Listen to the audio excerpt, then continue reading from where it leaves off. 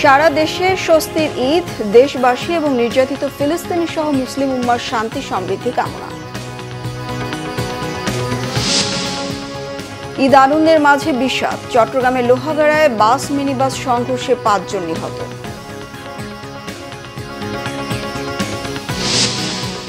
ঈদের দিনেও গাজায় নৃশংস ইসরায়েলি হামলা, নারী শিশু সহ 65 জনকে হত্যা, নেই যুদ্ধবিরতি কার্যকরের নমুনা।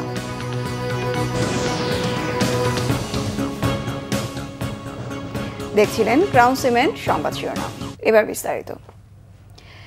এক মাস সিয়াম সাধনার পর যথাযথ ধর্মীয় ভাব গাম্ভীর্য আর ব্যাপক আনন্দ উদ্দীপনায় সারা দেশে উদযাপন হচ্ছে পবিত্র ঈদ উল ফিতর।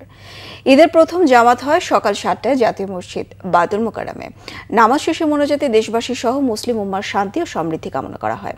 আরও জানাচ্ছেন শুভ মাহফুজ। সকাল থেকেই বায়তুল মোকাররমে আসতে থাকেন ধর্মপ্রাণ মুসল্লিরা। সবার উদ্দেশ্য ঈদের নামাজে অংশ নেয়া, সাথে প্রিয় সন্তানকেও নিয়ে আসেন অনেকে। বয়ান শুরু হয় সকাল 6:30 থেকে। নামাজে শরীক হন জামাতে ইসলামের আমির সহ কয়েকটি রাজনৈতিক দলের নেতাকর্মীরা। প্রথম জামাতের ইমামতি করেন বায়তুল মোকাররমের পেশ ইমাম মুফতি মাওলানা মুহিবুল্লাহিল বাকি। নামাজ শেষে খুতবা, এরপর মোনাজাতে দেশবাসী সহ মুসলিম উম্মার শান্তি ও সমৃদ্ধি কামনা করা হয়। সারা বিশ্বের মুসলমানদেরকে যেন আল্লাহ কবুল করেন, প্লাস সেই সাথে ফিলিস্তিনি মুসলিম ভাই বোনদের জন্য বেশি বেশি করে দোয়া করা হয়েছে। রোজা রেখেছি 29টাই, আল্লাহর কাছে এই কাইমানবাককে দেশের শান্তি কামনা করছি, নিজের যাতে 29টা রোজা কবুল হয় ওইটাই আল্লাহর কাছে প্রার্থনা করছি, দেশের শান্তি বিরাজ করুক। আমার আজকে এই নামাজটা আমার খুব ভালো লাগতেছে। আলহামদুলিল্লাহ, আমার একমাত্র ছেলেকে নিয়ে প্রথম নামাজ পড়ছি।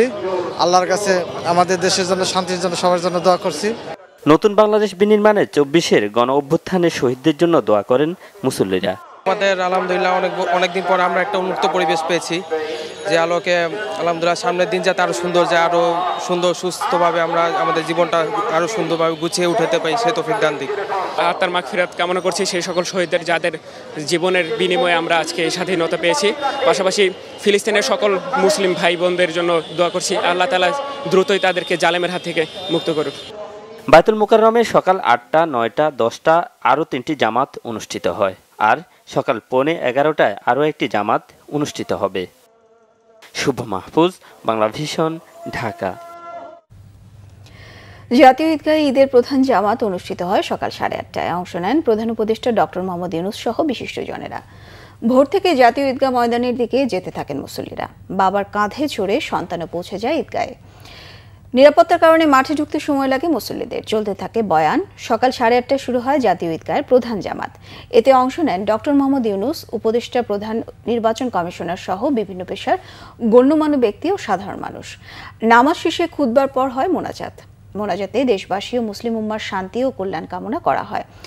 দোয়া করা হয় ফিলিস্তিনে অসহায় নির্যাতিত মুসলিম সহ বিশ্ব মুসলিম উম্মার জন্য।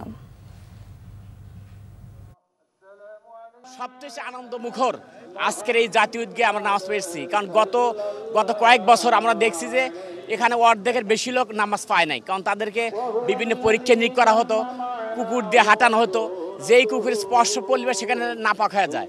এবার ঈদ অনেক সুন্দরভাবে মানুষ কাটাইছে এবং দ্রব্যমূল্যের দাম থেকে সবকিছু মানুষ নিয়ন্ত্রণের নাগালের ভিতরে ছিল সবারই। স্বৈরাচার মুক্ত বাংলাদেশে স্বাধীনভাবে আমরা মুক্ত আকাশে, এই যে খোলা আকাশে ঈদ উদযাপন করতে পারছি এবং একসাথে সবাই নামাজ পড়তে পারছি।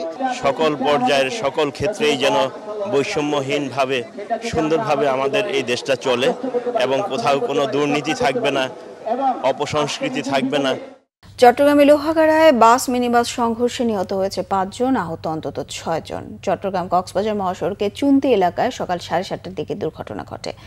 ফায়ার সার্ভিস জানায় লোহাগাড়ার জাঙ্গালিয়া মাজার গেইটে সৌদিয়া পরিবহনের একটি বাসের সাথে একটি মিনি বাসের সংঘর্ষ হয়। এতে ঘটনাস্থলে নিহত হয় 5 জন। আহতদের উদ্ধার করে স্থানীয় হাসপাতালে ভর্তি করা হয়েছে। এই ছিল এখনকার মতো। পরের সংবাদ সকাল 11টায় দেখার আমন্ত্রণ রইল। এছাড়া বাংলা ভিশন সংবাদ ও সংবাদ সংশ্লিষ্ট অনুষ্ঠান দেখতে ভিজিট করুন www.bbnews24.com ও facebook.com/banglavisionnews। সাবস্ক্রাইব করুন youtube.com/banglavisionnews। সঙ্গে থাকায় ধন্যবাদ সবাইকে।